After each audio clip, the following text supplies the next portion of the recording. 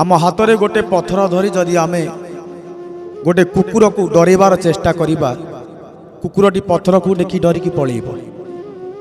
जदि गोटे बिलेई को पथर को देखैकी डरैबा सी मध्य डरिकी पळेइब। से गोटे पथर जदि पथरटी को आम गोटे मऊ पेणा को पकईबा आम अवस्था संकटापन्न हो जीव। कुकुरटी डरिकी पळेइब एइथिपाई कारण से एका थिबारु ताकू डर लागिब। आउ बिलेईटी मध्य डरिकी पळेइब एइथिपाई कारण सी एका थिबारु ताकू डर लागिब।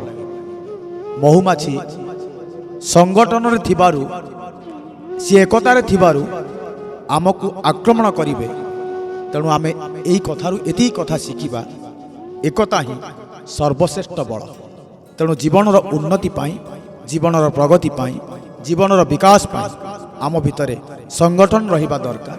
आमे एकतार सहित रहिबा दरकार।